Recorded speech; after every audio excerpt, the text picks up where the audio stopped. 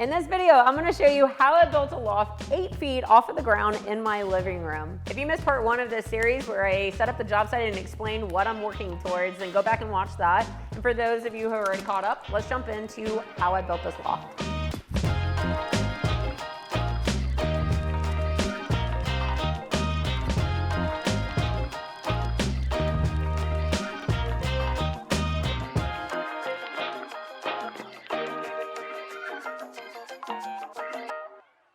In the last video, we built custom scaffolding in order to not only close off the death trap of the existing stairwell, but to also get Jacob and I to a comfortable height to build the framing for the loft. So let's start the framing by setting the primary members of the structure. So this laser can actually set right here on this tripod. However, this has a micro adjustment, which is really nice for going up and down. So I'm gonna go ahead and put this right on here instead. Ooh. The objective is to first find out where the header is, and so we're gonna get this roughly in place, cut a hole, and then figure out exactly. So what we need to do is the beams, the LVLs, the things that are the backbone of all of this structure need to go into the wall so that they can rest on the top plate of each one of these walls. So that means that we need to first find the exact location of that top plate. We actually have a nail over here marking where we think the top plate location is. So we're gonna start a pilot hole, if you will, slightly above that so that we can measure down to it exactly. And then we'll cut those 3 corresponding holes to start running in the beams. I typically use a multi-tool for cutting drywall, but these rock saws create so much less dust and are very quick and easy to use. And there's the top plate. Now that we found the top plate, made a mark 1.5 inches above the top plate because there's going to be some blocking. But the premise is that we found where the position around the ring needs to be, reset the laser with a micro adjustment in order to hit that mark. Now the beams are 7 1/4 and we have to find the top. On this vault, it's kind of tricky, but you can again use the laser. Jake's just holding up the tape on this angle in order to hit that 8-inch mark, making a mark, and now we know exactly how to cut. The beams are 7 1/4. We're going 8 inches to give ourselves a little bit of play. We're gonna have trim and such, so you have a little bit of wiggle room there. This creates way less dust. So before putting in the beams, we need to put in this support post. This is just gonna be temporary until we get the ladder, which will be the final, the actual structural support of the loft. I'm widening the footprint on all of these members in order to spread the load on the tile in order to not bust it. Okay, now we can start setting LVLs. You can see all of those 3 holes. That one is cut a little bit long, but not a matter, because the trim might cover it up. All right, let's get into a little bit of nerd talk on framing members. So whenever you're framing, you typically have the beams and then you have the joists. Now for beam options, you've seen me in the past use solid wood, which can oftentimes, especially in long links, come warped or bowed. For this build, I'm going with something called LVL, which stands for laminated veneer lumber. LVLs are made up of a bunch of thin veneers all glued together, kind of like plywood. However, how plywood alternates its grain direction every layer, LVLs, the grain direction goes all in the same direction, making it so much stiffer and stronger.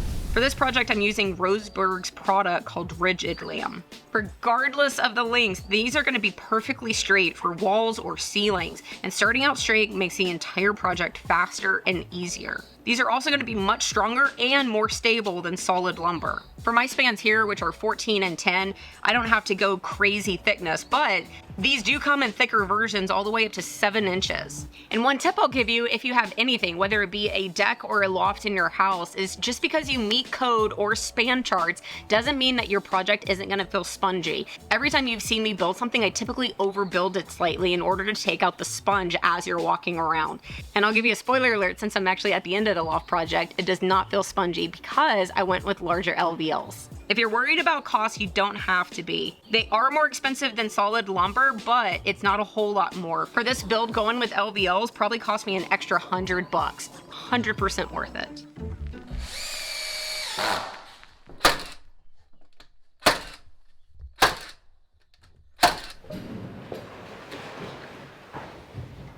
You want to go first or me?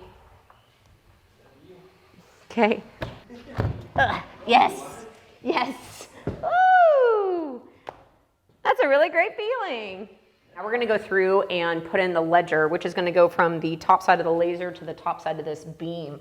I'm gonna go through and mark the stud locations. This is gonna be simple plug and play, throwing it up, just especially with that laser light giving us an accurate guide. We're gonna be using the Spax power lags. I love these. Not only do they run in smoothly, but also with the big head keeps the screw from sinking in too much into the material.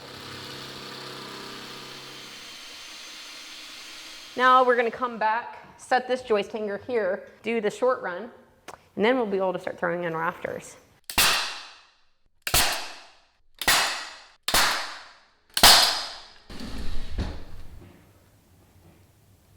We're gonna work. Okay, like I said. And that is the foundation of the framing. Now we need to add in the joists, which first require hangers to be attached. This little thing is cool. It's just a little lip to go on the top plate in order to make sure that I can hang these joist hangers without really thinking about it or messing it up. I have pre-made marks indicating what side it goes on, so I'm gonna line this up to the left side. Pow, pow. All the way down.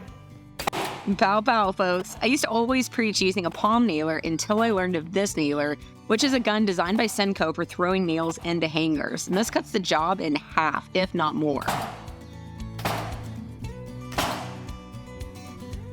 All right, I'm going to be using the Bosch laser measure now in order to set this beam. As you can see, Jake, we move this. It goes in and out, and we can't have that. So I'm going to figure out where it is back here. As you can see, wherever that laser is, it gives me an exact readout. I'm at 145.95. So now I'm going to come over here. 145, 93, 96. Yeah, I mean, I think that's it. So as I'm staying on my measurement, Jacob is over there putting in a power lag in order to keep it from being able to move and rack. Okay, I'm at 145.94. Once I was set, I could pull a tape to mark off the corresponding joist hangers for this run, and then attach them as well. Nice. Cut them like an 1/8 short, just so I don't have to fight them when putting them in.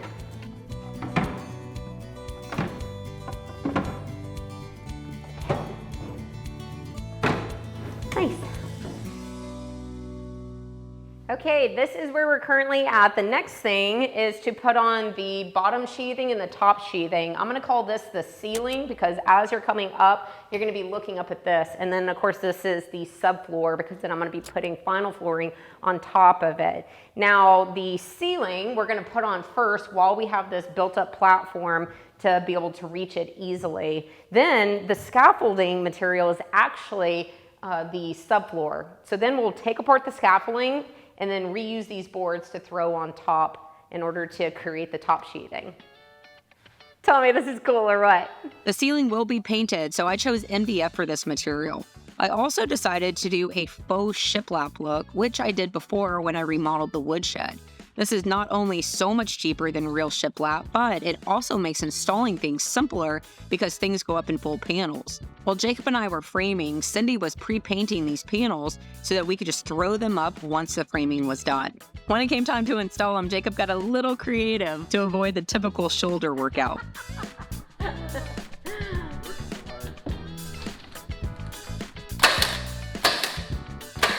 You guys should know I couldn't resist trying. However, I did not take into account my 5-inch shorter stature. Dude, are my legs too short? Oh, my legs are too short. I'm on my tippy toes. I can't.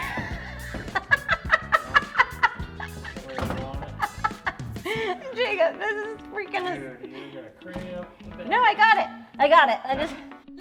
An 18 gauge or 15 gauge would work for installing panels, but I love using my staple gun. Staples have such great holding power, so keep it in mind as an alternative to nails. And again, since this is whole sheets going up, this process took no time, but man did it make the space look so different. It's actually really hard for my fast moving mindset to be slowed down by finish work, but since I have a stairwell under me, there is no way to access this area after we tear down the scaffolding. So it must be done now. After filling in all the nail holes, we also threw up the back and side trim, then did all of the caulking. On every major step, there is nail holes to fill in, so the tub of platinum patch was heavily used. That's my go-to. Then for caulking, I went with DAP Dynaflex.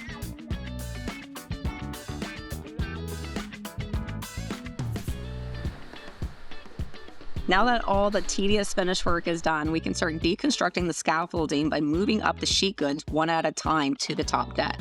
The construction adhesive will prevent squeaking over time. Then, once the sheets were in place, we could fully screw it down and then repeat. We worked from one side of the scaffolding to the other, passing up one sheet at a time so that we could have the platform for as long as possible.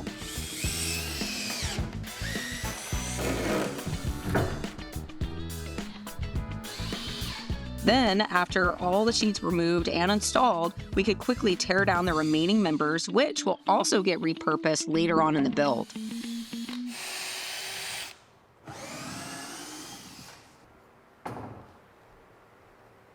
Okay, now let's go over here and take a look at our work. Holy smokes, guys. Tell me this is not unreal. I think it's so cool, but it's also crazy looking to me. What a big ordeal. Everything very achievable and simple whenever it's broken down into small steps. So for right now, this post is going to remain in order to support this section of the loft. Next up, we'll be cutting a hole in the ceiling in order to make room for a skylight that turns into a balcony. I hope that you're enjoying this project so far, and I'll see you on the next part.